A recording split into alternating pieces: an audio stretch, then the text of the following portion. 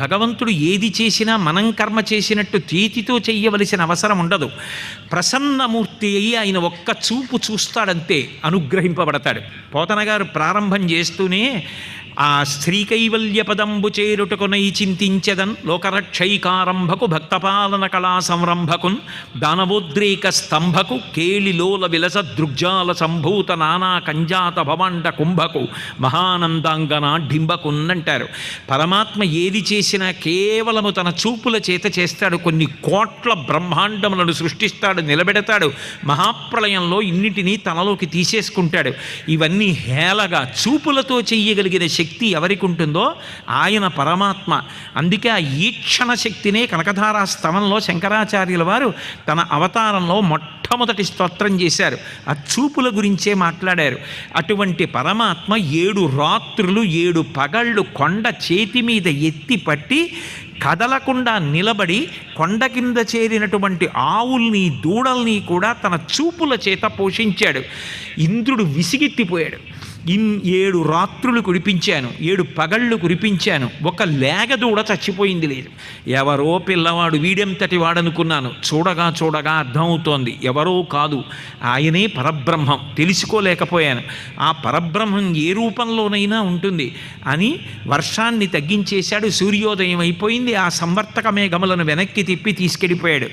శ్రీకృష్ణ పరమాత్మ ఏమీ తెలియనటువంటి వారిలా తిన్నగా మళ్ళీ తిరిగొచ్చి గోష్ఠం దగ్గరికి వచ్చి కూర్చున్నారు. కన్నులు తెరువని కడుచిన్ని పాపడై దానవి చనుబాలు త్రావి చంపే 3వ నెల నాడు ముద్దుల కుర్రడై కోపించి శకటమ్ము కూలదోసే ఏడాది కుర్రడై ఎగసి తృణావర్తు మెడపట్టుకుని చీరి మృతుని చేసే తల్లి వెన్నలకునై తను రోలకట్టంగా సబలుడై మద్దుల కులద్రోసే పశుల గ్రేపుల కాచుచూ బకుని చీరే వెలగతోడుట దైత్యుని వేసి గడపే సబలుడై ఖరదైత్యుని సంహరించే ఇతడు కేవలమనుజుడే ఇంచి చూడ.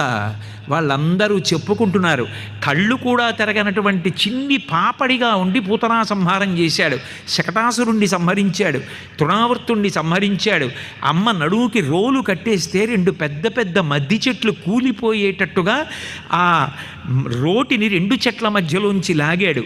ఖరుడు అనబడేటటువంటి దైత్యుణ్ణి సంహరించాడు.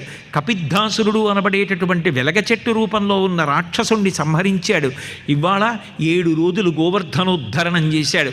మహానుభావుడు కదా ఈయన అన్నారు. అందుకే 7 రాత్రుళ్ళు 7 పొగళ్ళు కొండ ఎత్తి పట్టడం అన్న మాటకు అర్థం ఏమిటంటే, మనం ఎంతకాలం బ్రతికినా 7 రోజులే. ఆది సోమ మంగ బుధ గురు శుక్ర శని తప్ప బ్రతకడానికి ఇంకొక రోజు లేదు, చావడానికి ఇంకొక రోజు లేదు. ఈ 7 రోజులు ఆయన కొండ కింద ఉండిపోయిన వాడి కన్నా అదృష్టవంతుడు లేడు. అలా ఉండిపోవడం అన్న మాటకు అర్థం ఏమిటంటే, ఎప్పుడు నోటి వెంట గోవిందనామం వస్తూ ఉండడం. చూశాడు ఇంద్రుడు. నేను చేసినటువంటి దోషాన్ని పోగొట్టుకోవాలని అదితి దేవతల యొక్క తల్లిని తీసుకుని తనతో పాటుగా కామధేనువు బయలుదేరింది. ఆవులు దూడలు మనుషులు అందరినీ సమానంగా లోపలికి తీసుకుని ఒక్క దూడ చచ్చిపోకుండా కాపాడాడు. అందుకే నేను వెళ్ళి నా పాలతో ఆయనకి అభిషేకం చేస్తానని కామధేనువు బయలుదేరింది.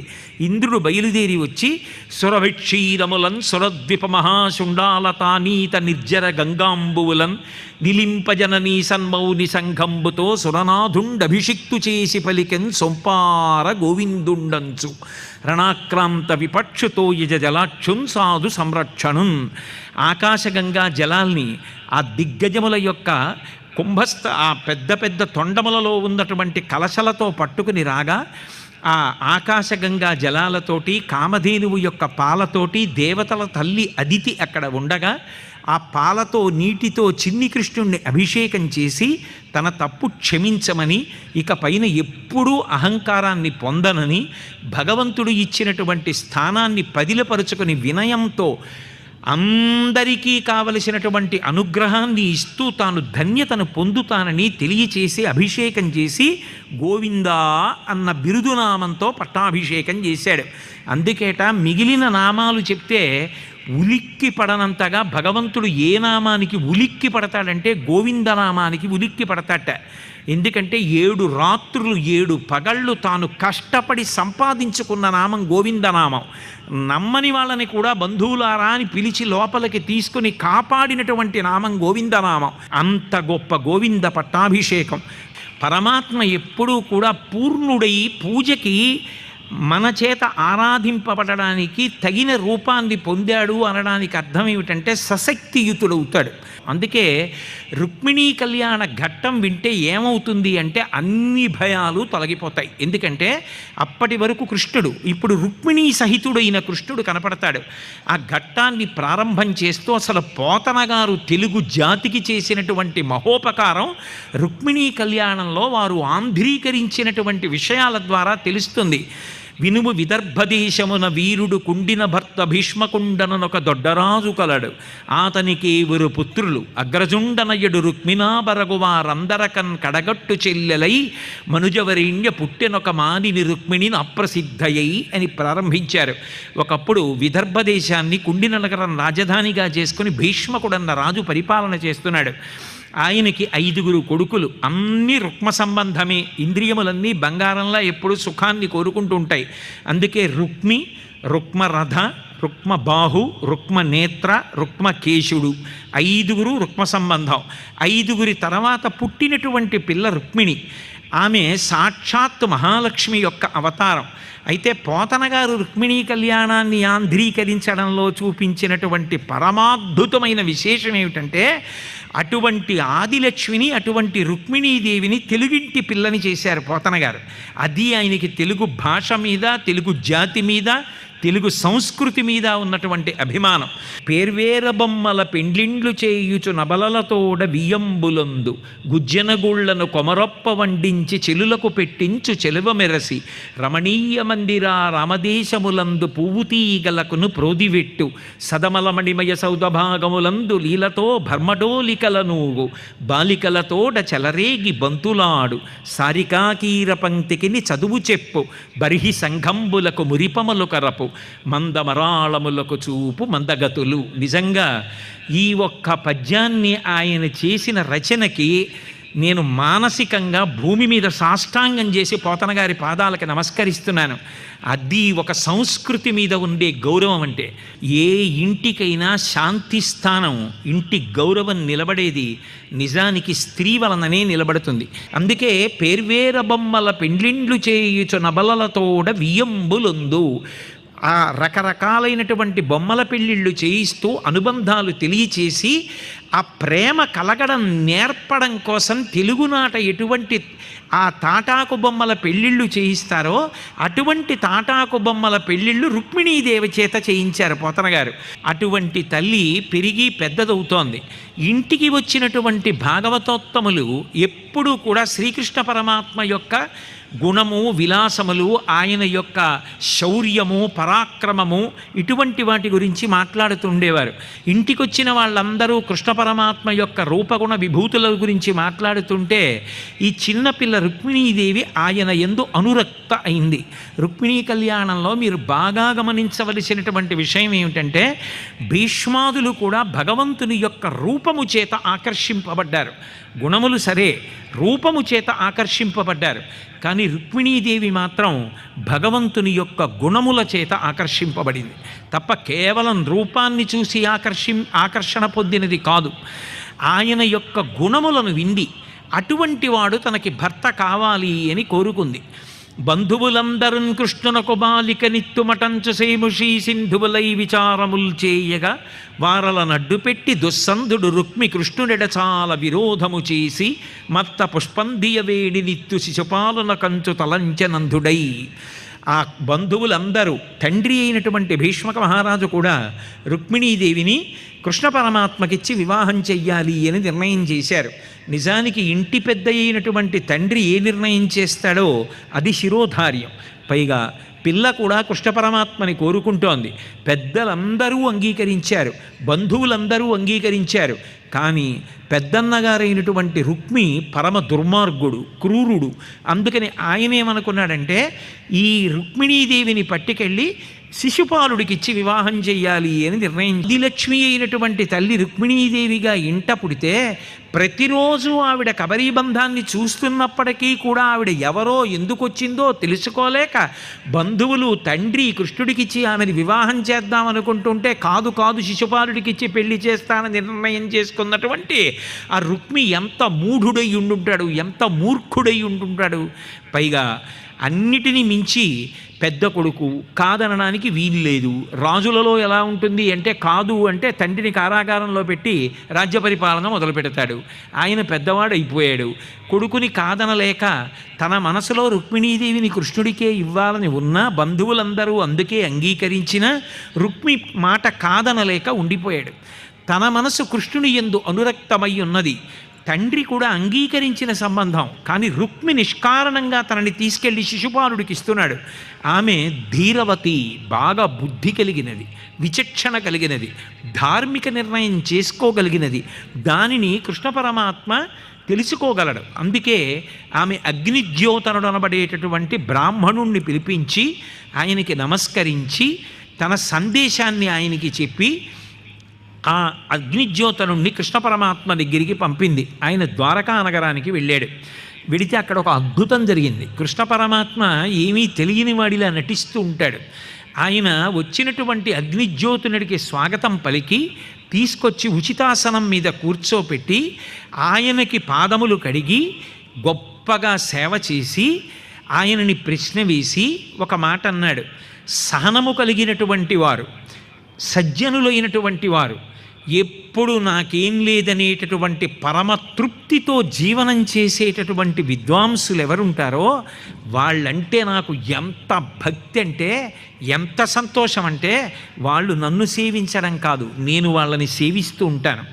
నాకు అటువంటి విద్వాంసులంటే మహాప్రీతి. నువ్వు అటువంటి వాడివి. నువ్వు ఏ రాజ్యం నుంచి వచ్చావు? మీ రాజు ఎవరు? ప్రజలందరూ క్షేమంగా ఉన్నారా? ఏ రాజ్యంలో ప్రజలు సంతోషంగా ఉంటారో ఆ రాజు అంటే నాకు చాలా ఇష్టం. అందుకే నేను ప్రత్యేకంగా నిన్ను అడుగుతున్నాను, మొహమాటం లేకుండా చెప్పు, ఏ పని మీద ఇంత దూరం ఇంత కష్టపడి నా దగ్గరికి వచ్చావని అడిగాడు.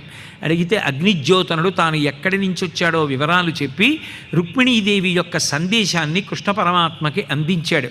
కృష్ణ పరమాత్మ ఆ రుక్మిణీ సందేశాన్ని పరిశీలిస్తే అందులో తల్లి ఆయన యొక్క సేవ చెయ్యాలనేటటువంటి భావాన్ని వెలిబుచ్చింది తప్ప ఆమె కేవలం కామపరవశతోటో లేకపోతే ఆయన యొక్క రూపము చేత ఆకర్షింపబడో పంపినటువంటి సందేశం కాదు.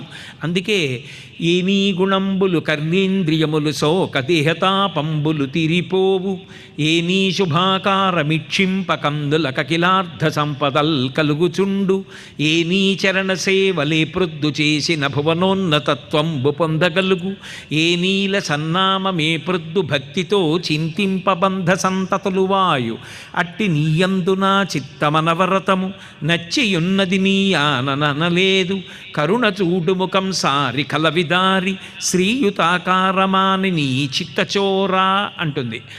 ఓ కృష్ణ పరమాత్మ, నీ యొక్క గుణములను వింటూ ఉంటే మనసంతా కూడా శాంతితో సంతోషంతో నిండిపోతుంది. నీ నామాన్ని పలుకుతుంటే మనిషికి పాపములన్నీ పటాపంచలైపోతాయి. భువనమోహనమైనటువంటి నీ రూపాన్ని చూస్తే కళ్ళకి సార్థక్యం కలుగుతుంది. మనిషి తరించడానికి నీ సేవ చెయ్యడం కన్నా వేరొక మార్గం లేదు. భగవంతుని యొక్క గుణములను నిరంతరం విన్న కారణం చేత నోటితో అమృతం తాగితే పొందగలిగినటువంటి అదృష్టం కన్నా కూడా గొప్ప అదృష్టాన్ని పొంది ఏనీ శుభాకారమిక్షింపకందుల కకిలార్థ సంపదల్ కలుగుచుండు, ఏ నీల సన్నామ మేప్రొద్దు భక్తితో తడవిన బంధ సంతతులు వాయు, అట్టి నీయందు నా చిత్తమనవరతము నచ్చియున్నది నీయాననలేదు, కరుణజూడు ముఖం సారి కలవిదారి శ్రీయుతాకారమాని నీ చిత్తచోరా. ఇన్ని గుణములు కలిగినటువంటి వాడివి కాబట్టి నిరంతరము నా మనసు నీ యందు లగ్నమై ఉన్నది. నీ యందు ఉన్న గుణములు 1, 2 కావు. ధన్యున్ లోకమనోభిరాము కుల విద్యారూప తారుణ్య సౌజన్య శ్రీ బల దాన శౌర్య కరుణా సంశోభితున్ నిన్నే కన్యల్ కోరరు, కోరదే మురురమా కాంతాలలా మంబు రాజన్యానేకవ సింహ నావలననే జన్మించనే మోహముల్, హే కృష్ణ భగవన్, మీ యందు ఉన్నది ఒకటా రెండా గుణములు? పరమ ధన్యుడమైనటువంటి వాడివి, బలము కలిగినటువంటి వాడివి, వీర్యము, శౌర్యము, తేజస్సు, ఆపదలో ఉన్న వాళ్ళని ఆదుకునేటటువంటి గుణము, క్షమాగుణము, ఇన్ని కలిగినటువంటి వాడివి. ధన్యున్ లోకమనోభిరాము కుల విద్యారూప తారుణ్య సౌజన్య శ్రీ బల దాన శౌర్య కరుణ సంశోభితున్ నిన్నే కన్యల్ కోరరు. నిజానికి కన్య అంటే అక్కడ రుక్మిణీదేవి ఒక్కతే కాదు. రుక్మిణీ కళ్యాణం అనేటటువంటిది కేవలం పెళ్లి కాని ఆడపిల్లల కొరకు మాత్రమే కాదు. ఆధ్యాత్మ విద్య యందు మనందరం కూడా కన్యలమే. ఎందుకని అంటే మనందరం కూడా పతిని పొందాలి. ఎవరా పతి? భగవంతుడు ఒక్కడే. ఆ భగవంతుడే పతి. ఆ పతిని పొందడమే ఉత్తమ గతి. అటువంటి పతిని పొందాలి అంటే రుక్మిణీదేవి ఏ హృదయంతో ప్రార్థన చేస్తోందో అది పొందాలి. పెద్దన్న గారు నాకు అడ్డుపడుతున్నాడు, నేను నిన్ను చేరకుండా అడ్డుపడుతున్నాడు.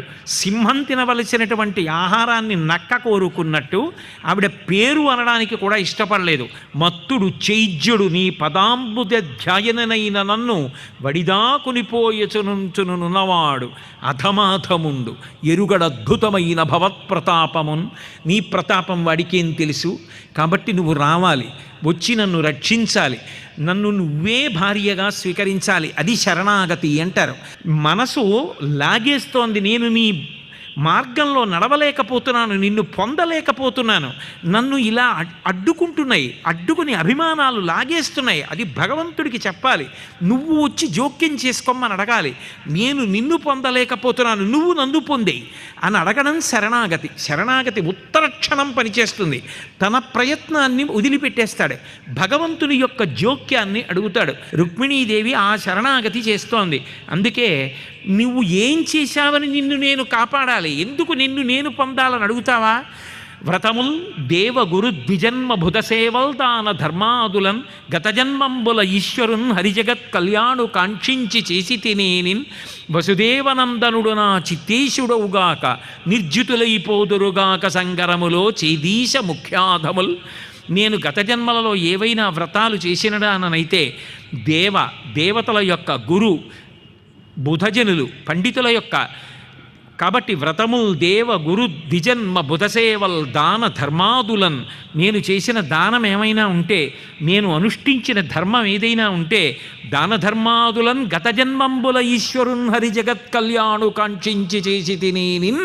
నాకు ఫలితం కావాలని కాదు, నాకు భగవంతుడు దక్కాలని నేను గత జన్మలలో చేసినది ఏదైనా ఉంటే అది అడ్డుపెట్టి కృష్ణ నన్ను నీదానిగా చేసుకో. హే పరమాత్మ, నువ్వు వచ్చినప్పుడు ఇక్కడ నీకు ఏవో ప్రతిబంధకాలు ఉంటాయి, నువ్వు నన్ను పొందడం కష్టమవుతుంది, అది మర్యాదగా ఉంటుందా అని నువ్వు ఏమైనా ఆలోచిస్తున్నావేమో. అలా ఆలోచించవలసినటువంటి అవసరం లేదు. అంకిలి చెప్పలేదు చతురంగ బలంబులతోడ నెల్లియో పంకజనాభ శిశుపాల జరాసుతులను వధించి నా వంకకు వచ్చి రాక్షస వివాహమునన్ భవదీవ శౌర్యమే అంకువ చేసి కృష్ణ పురుషోత్తమ చేకుని పొమ్ము వచ్చదన్. నువ్వు చతురంగ బలాలతో వచ్చి ఇక్కడ ఉన్నటువంటి ఈ సైన్యాన్ని, శిశుపాలుడికి అండగా వచ్చినటువంటి జరాసంధాది రాక్షసుల్ని ఓడించి నా అన్న నన్ను ప్రేమ పురస్సరంగా వైదిక విధానంలో నీకిచ్చి కన్యాదానం చెయ్యడానికి సిద్ధపడడు కాబట్టి స్వతంత్రించి నువ్వే నన్ను తీసుకుని వెళ్ళిపోదే. రాక్షస వివాహం శాస్త్రం అంగీకరించింది కాబట్టి, పైగా నేనుగా అడుగుతున్నది కాదు, నా తండ్రి అంగీకరించినది. నన్ను నీకిచ్చి పెళ్లి చెయ్యాలని తండ్రి కోరుకున్నాడు, బంధువులు కోరుకున్నారు. అడ్డుపడుతున్నది అన్నగారు. ఆయనని ఆపలేకపోతున్నారు, కానీ మాట వింటే రుక్మి నిజానికి నా వివాహం శిశుపాలుడితో జరగడానికి వీల్లేదు, నీతో జరిగి ఉండేది. ఇది నా స్వాతంత్ర్యం కాదు, నా గౌరవం నిలబడాలి, అవతల పెద్దల మాట నిలబడాలి. అడ్డొచ్చినటువంటి రుక్మి శిశుపాలుడిని పిలిచాడు. శిశుపాలుడికి అండగా జరాసంధాదులు వచ్చారు.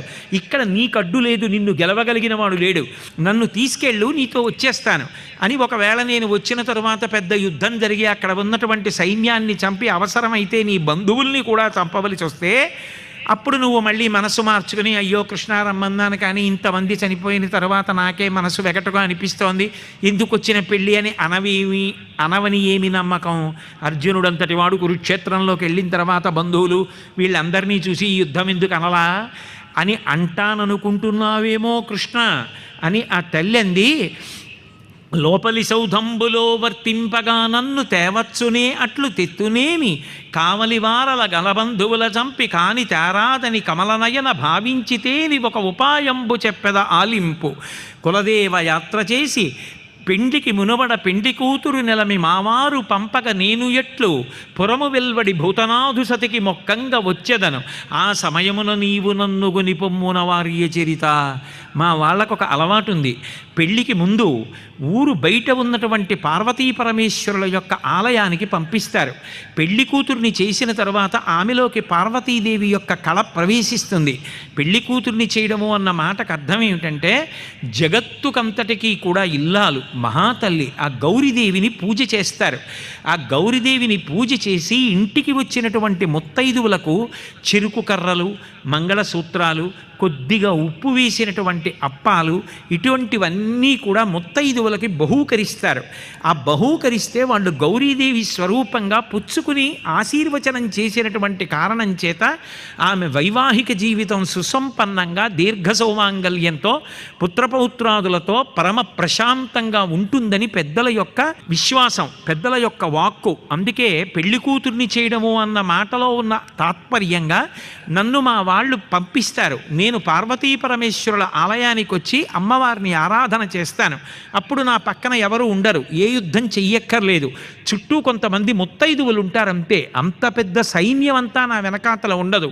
అప్పుడు నన్ను తేలికగా అపహరించి నీ రథం మీద కూర్చోపెట్టుకొని తీసుకెళ్ళి రాక్షస వివాహం చేసుకో. మా తండ్రి గారు సంతోషిస్తారు, యుద్ధం చెయ్యవలసిన అవసరం ఉండదు. కాబట్టి ఎక్కడో అంతఃపురంలో ఉన్న నిన్ను నేను వచ్చి ఎలా తీసుకొస్తాను, యుద్ధం చెయ్యకుండా ఎలా కుదురుతుంది, ఆ సంహార ప్రక్రియ లేకుండా ఈ పెళ్ళి ఎలా జరుగుతుంది అంటావేమో, నీకు నేను ఉపాయం చెప్తానని ఆ తల్లి ఈ మార్గం చెప్పింది. ఘనుల ఆత్మీయతమో నివృత్తి కొరకై గౌరీశ మర్యాద యవ్వని పాదాంబుజ తోయమందు మునుగన్ వాంఛింతురో అట్టిని అనుకంపన్ విలసింపనేని వ్రతచర్యన్ వందజన్మంబులన్ నిన్నే చింతించుచు ప్రాణముల్ విడచదన్ నిక్కంబు ప్రాణేశ్వరా అంది. ధృతి అంటారు పట్టుదల. 100 జన్మలైన నీకు ఇల్లాలినవుతాను తప్ప ఈ దుర్మార్గుడైనటువంటి చేది భూపతి అధమాధముడు వాడికి నేను మాత్రం ఇల్లాలిని కాను.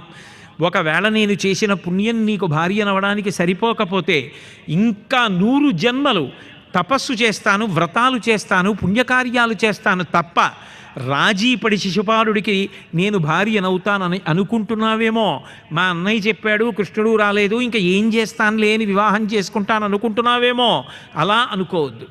నేను చేసేది ధర్మానుష్ఠానం చేస్తాను, వ్రతాలు చేస్తాను, పూజలు చేస్తాను, నిన్ను అనుష్ఠిస్తాను, ఎన్ని జన్మలకైనా నిన్నే పొందుతాను. ఒక భక్తుడికి ఉండేటటువంటి తీవ్ర విశ్వాసం. అందుకే ధన్యున్ లోకమనోభిరాము అటువంటి వాణ్ణి నిన్ను పొందడానికి ఘనుల ఆత్మీయతమో నివృత్తి కొరకై గౌరీశు మర్యాద యవ్వని పాదాంబుజతో యమందుమును గన్వంచింతురో అట్టిని అనుకంపన్ విలసింపనేని వ్రతచర్యన్ 100 జన్మంబులన్ నిన్నే చింతించుచు ప్రాణముల్ విడచదన్ నిక్కంబు